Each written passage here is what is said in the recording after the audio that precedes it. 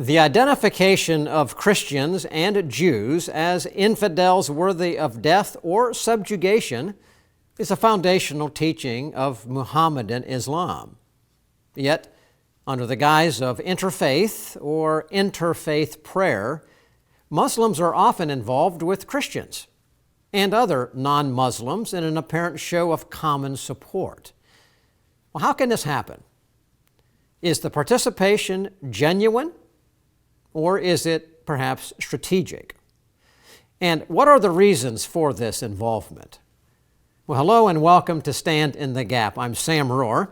And in just a moment, Pastor Isaac Crockett and I will be joined again by Dr. Mark Christian, former Islamic imam and now founder of Global Faith. For many years in the United States, there has been an organized effort by Islamic clerics and members of the Muslim Brotherhood to encourage interfaith pastoral or prayer efforts within the Christian community. These have occurred under different names and banners, but the result has been a public show of equivalency of various faiths, often under the banner of, well, we serve and worship the same God, the God of Abraham, Isaac, and Jacob.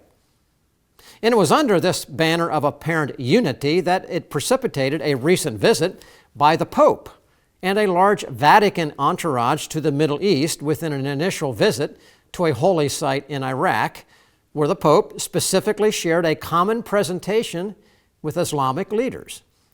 The reason? To encourage what the Pope refers to as an emerging worldwide unified religion marrying Islam, Christianity, and more. But again, what is happening? What is the Islamic strategy and the goal in this effort? With that, let me welcome to the program Dr. Mark Christian. Mark, thank you so much for being back with us again on this really important topic that I think has probably a lot of people intrigued but don't know much about. So thanks for being back with us. Thank you very much for having me. You always pick some topics that's very easy to discuss, right? Well, easy if you know what to say and understand it. But that's the point, Mark. It's not often understood by most people, which is why I want to deal with this question here, because there's a lot of deception in what we just went over, and I want you to clarify it. So let's go right here to the heart of this. Before we get involved in the Islamic strategies for their involvement in the interfaith movement, I'd like you to go to the heart of that statement that I made that we often heard, and most of our people watching right now would say, yeah, I've heard this. And that's a statement when we see a Jew and a Christian and an Islamic person standing, and they say, well, we can all stand together because after all, don't we serve? Yes, we all do serve the same God, the God of Abraham, Jews, Isaac, and Jacob, and they put everybody together. Now, Mark, we know there's a problem with that. I'd like you to explain the problem with that statement, but also why is it that the Islamic leaders really love to put their arms around that statement? Because tell us, true, not true, and why do they grab that so strongly? Well, I think you see the Pope is grabbing on this more than the Muslim leaders. But, let me start by, again, making very clear, Muslims are not the problem. Political Islam is the problem. And Muslims are people who has their own life goals, as we all do. And many Muslims, millions of Muslims are very good people who are trying to do the same thing that we are doing, and we are friends. And the other point is, interfaith dialogue is a great thing. As a matter of fact, I have an interfaith dialogue going on in my own house on a daily basis, on a minute-by-minute basis. So I love the idea of having a dialogue with each other about our faith and political views and everything in between. And I'm not trying to shy away from religion and politics and just talk about sport teams that actually right now is all in hiding. But, we are talking about serious issues in my own home. So interfaith dialogue goes on every day. Here is the thing that we need to highlight, okay? Those, interactions are historic in nature. and why they're historic, why they never happened before. Is it because of lack of effort, or because of lack of interest, or maybe many other reasons? And we have to highlight the beginning of the current interfaith dialogue came with the election of Barack Obama into office. And you can see in his first days in office and his first visit nationally at that time, for people who understand a little bit of history right now, because Obama is a kind of historic figure at this point, his first visit was actually going to Cairo, Egypt, where I went to medical school, and he made his famous apologetic speech, and also calling for interaction between everybody, right, and interfaith kind of stuff, and started from there. What we are seeing today is not the benign, normal interfaith dialogue. You have to ask your questions. If Muslim countries today are obscure and they are immersed in poverty and they do not have any resources, would that happen? Would the same thing happen? If Muslims are in their hype during the time before during the Crusades and so forth, why did not take place? The answer to many of those questions, Islamic teachings itself, at its core, does not applaud the idea that we all worship the same God. As a matter of fact, the beginning of the Quran, the Holy Scripture of Islam, denies that fact vehemently, and Muslims has to say that verses of the Quran in their prayers 17 times a day, where they denying the unity between Christians and Jews and Muslims, and they call for Islam as the only path and the right path to heaven, and Christianity and Judaism is not. And the idea that we worship the same God because we are all, believe somehow or, trace our ancestry's religion into Abraham is false, because we all believe in different things. We believe in different way of salvation. We pray differently. Our direction of prayers is different. Our days of worship are different. Everything is different about our religion. So we focus that Abraham is the source, it is really means absolutely nothing other than a deceptive kind of figure that we are trying to take advantage of. So when we go back to your core question, what is going on? Really what's going on is a political affiliation. And I disagree with you. It is not the Muslims who are actually reaching out. It is actually the Pope who is going. You did not see an imam going to the Vatican or to churches and to try to say, you know what, we love you equally and we try to do things equally. It is the Pope who's doing the work. It is the Christian leaders who are doing the work. It's the Jewish leaders who are doing the work.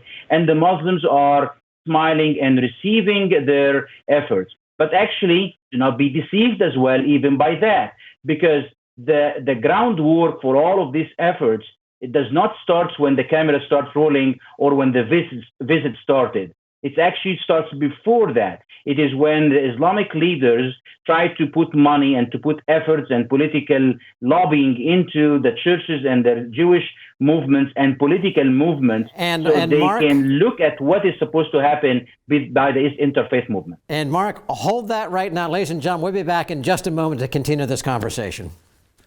Truth, flexible or permanent? The Bible, ancient history, or powerfully relevant? Culture, a reflection of enlightenment or warning signs? The pastor, commentator, or frontline combatant? Every day, American Pastors Network speaks to these questions where and when they matter. With hundreds of affiliate radio stations nationwide, a website and mobile app screening today's headlines through the twin lenses of the Bible and the Constitution, educating, informing, equipping. This is the American Pastors Network. The time is now to stand in the gap for truth.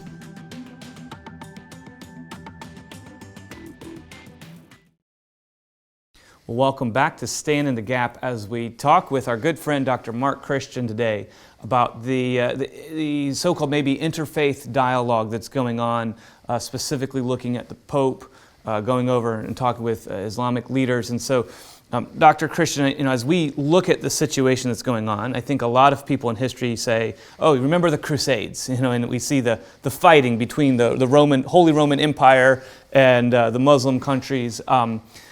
But now we've seen something different. I think a lot of people were intrigued. Just recently, the Pope Francis, went over to the Middle East and was, up close and personal with a lot of Islamic leaders, and that's not the first time. In fact, I think we have a picture from 2017, before social distancing, where they were up very close and very personal together.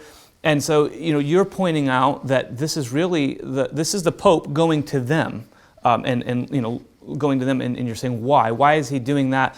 So I guess I want to kind of ask you. Let's kind of go back. You've gotten into this. You're very passionate about it because you grew up in a Muslim family and you've become Christian, even literally by name. Your last name now is Christian. When we look at what's happening with the Pope going over there to the Islamic leaders, can you kind of give us a brief history of what has changed? What has happened between Christianity or Roman Catholic Church, for example, with the Pope, and him now courting the approval of Islamic leaders? What really happened is multiple things. Number one is there is a watered down of Christianity, and we are going through a really tough times in the church in general, whether it's the Catholic Church or the Protestant Church, or even, I think the Orthodoxy is still actually, hanging on their values more than the Protestant and the Catholics. And there is a crisis within the church and crisis within the leadership, and to understand what we believe and what we are not, should not actually even cater. So this is a problem by itself. On the other side, Islamic movement has been increasing in power, in numbers, in money, in ambition, in infrastructure, and becoming a kind of a very solid international movement that was able to build its infrastructure within the European nation and the Western Hemisphere, in the United States, in Canada, and in Europe, and in Australia, and other places. And also they were able to build an unbelievable lobbyist kind of front into the churches and into synagogues and so forth.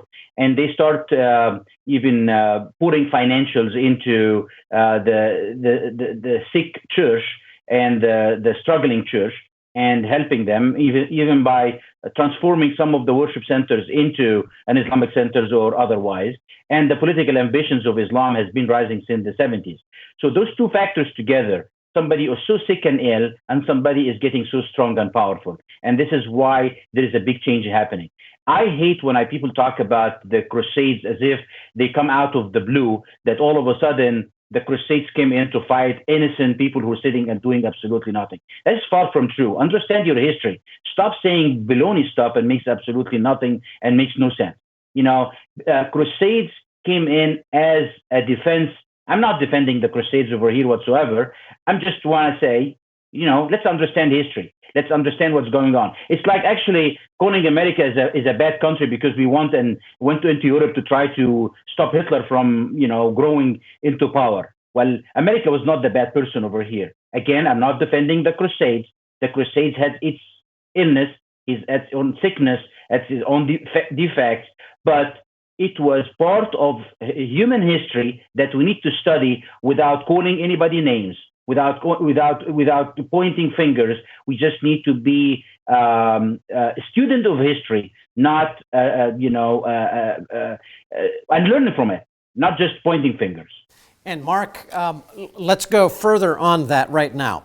Isaac mentioned the Pope in the Middle East. You have said it is the Pope or others reaching in and wanting Islamic involvement more than you're saying Islamic is reaching into the others, but they're all glad to do it. Now, the Pope made a point in the Middle East that he was wanting a development of a one world religion, but pulling everybody together. Now, that makes me think biblically the rise of the Antichrist will come. There's going to be a one world religion. There's going to be one world economy. These things are happening together, and I think these things are probably taking place in that way. But from this perspective, let's move to the United States here a little bit. The interfaith movement in the United States, you've talked about it before, led primarily Muslim Brotherhood, interfaith dialogue, and some other things that have taken place. What is the goal? Now, in that case, is not Islam, through the Brotherhood, attempting to move into and influence the church in America? That's a question I have for you. What's their goal by that? And why do you believe that many in the United States, in the evangelical or Christian movement, find it so positive to be able to stand next to, which many have, an Islamic cleric, for instance? There's two different directions. Give me some goals and objectives. The father of current jihad, Sayyid Qutb, the name that many people don't know, some people do. He came to the United States in the 60s, and in his book, when he summarized his visit to the United States of America and in the West, he said that the gate to the culture and the political power of the United States of America lies in the hands of the religious institution of America. So he understood that very well, propagated the idea. His students, the Muslim Brotherhood at large, understood that very well. It is 100%, in my opinion, true. The religious institution of America decides the culture, decides the political direction, decides American leadership, and decides American future, whether it is going to be a bright or a grim future. And all starts within the religious institution of America. That is the church and our synagogues and everything else in between. The reality is the Muslim Brotherhood going to the church not only to persuade the church into a different direction, but actually to water down the theology on both of those two institutions, so Islam rise as an equal power, and also to have an influence on American culture, American politics, and America becomes a glove in the hand of the Islamic movement. That statement you just made right there is very, very interesting. I want you to go back and repeat it. You said the United States becomes, what'd you say? The glove in the hand of the Islamic movement. Let's go back to our first question. When I asked you to define or explain one God, God of Abraham, Isaac, and Jacob, Mark, you and I both know, and people watching us probably have seen, groups of not necessarily evangelical, but at least Christian denomination pastors and others in these gatherings that would have a whole group of pastors on a platform, different denominations, Islam, maybe there's a rabbi there, maybe there's not, and then certainly Islamic clerics. And they all are very, very proud at that point to say, we all serve the same God. Now, you said at the beginning, Islam, though, and a cleric knows absolutely that that is not true because the Quran clearly says it's not true. So we got deception underway here, Mark. We got a lot of people speak. It's a willful deception, if we can call it. And I'm saying why it is willful deception. Because you can point to the Pope, an enormous amount of religious leaders from the Christian part, whether Protestant church or the Catholic church, who are echoing the statements that you said, right? Point to one Muslim leader that actually said that out loud and said, they nod in with a smiling face. But did you ever see a Muslim leader, one Muslim leader, that said, yes, we worship the same God, we agree with the deity of Jesus Christ, or any of the things that the church or the synagogues should believe in? I challenge everybody out there to point me to one imam in any of those settings who is willing to compromise in any shape or form his own faith, his own beliefs, when Christians are drooling out there with compromise. And Mark, I want you to come back. Isaac's going to bring you back in just a moment, and I want you to give a challenge. Matter of fact, we got a little bit of time here right now.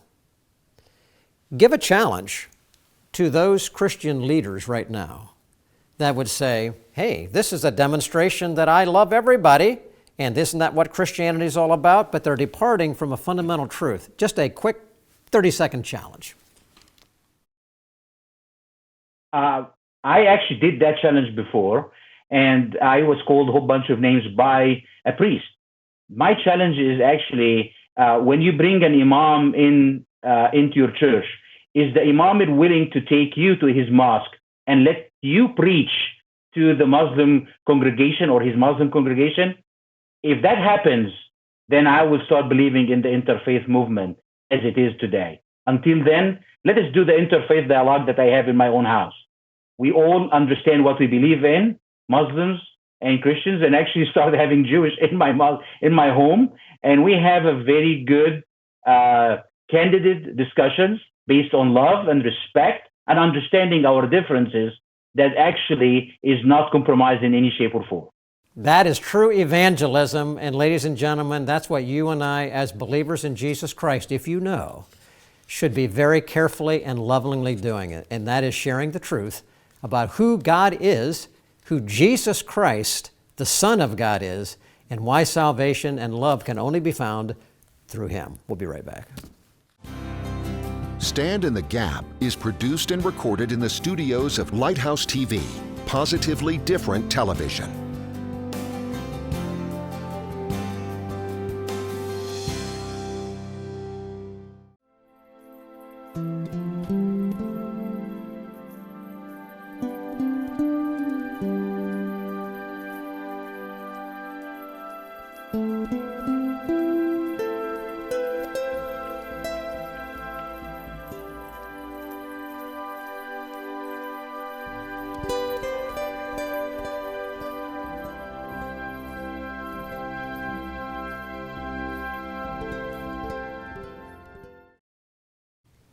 Welcome back to Stand in the Gap, and as we wrap this program up, we've been talking with Dr. Mark Christian, and we've been looking at the deceit, really, of the so-called interfaith dialogue, where Christian leaders, for example, try to have this interfaith dialogue with Islamic leaders.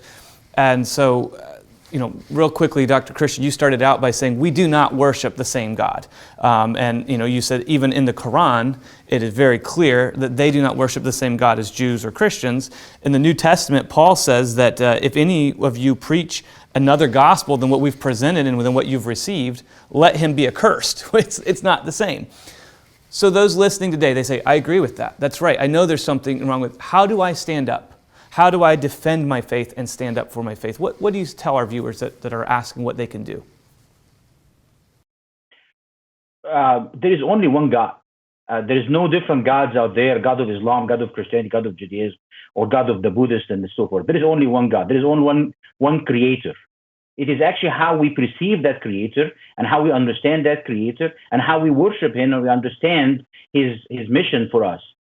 Every one of those religions out there has a different kind of understanding of who God is and how he is worshipped and how can we be attaining forgiveness and so forth. I do not believe we live like in a multi-deity fighting over each other up there in heaven. No, it's only one God who created heaven and earth.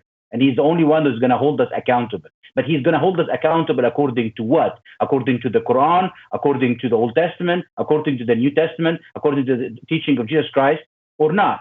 And the fact of the matter is, I am of the belief that I will be tested according to the teachings of Jesus Christ and his mission on earth, and I will be united with him in heaven. Muslims don't believe in the deity of Jesus Christ whatsoever. They don't believe that he even died on the cross, but he will come in and fight for Islam at the end. This is a fundamental difference between the two beliefs and the understanding of who God is. The Judaism, some of them waiting for the Messiah still, or they actually said that the Messiah will never be coming. So there is a significant difference between all religions on earth today about the deity and the existence and the nature of Jesus Christ and the teachings of how we're going to be forgiven and how God will judge us. And that is a significant difference, and it cannot be ignored. Ignoring this fact is ignoring Jesus Christ altogether, and that is a blasphemy according to the Bible that I believe in. I'm not delusional. I lived my 30-something years as a Muslim. I preach and teach Islam in mosques across Cairo and Egypt, and actually even in Saudi Arabia and in the top of Mountain Arafat when I was in my teenage years. So I'm not over here delusional all of a sudden. I believe in the same God. I change my name for nothing. I change everything in my life for nothing. I give up everything in my life for nothing. I went under a terrorist attack that almost killed me for nothing. I did all of this because of my strong belief that Jesus Christ really came to earth, died on the cross, resurrected, went to heaven, and I will be united with him in heaven after my death. That is a fundamental belief that is different from the teachings of Islam that I used to live and preach every day. And there we are, ladies and gentlemen. Thank you, Mark Christian, for being with us. You laid out the gospel. You laid out the hope of eternal life. Ladies and gentlemen, this discussion today, this is all the difference between whether you believe in Jesus Christ and have eternal life, or you believe something else and you have eternal death. I trust that you'll trust in Jesus Christ today. Stand in the gap today for truth where you are. We'll see you back here next week.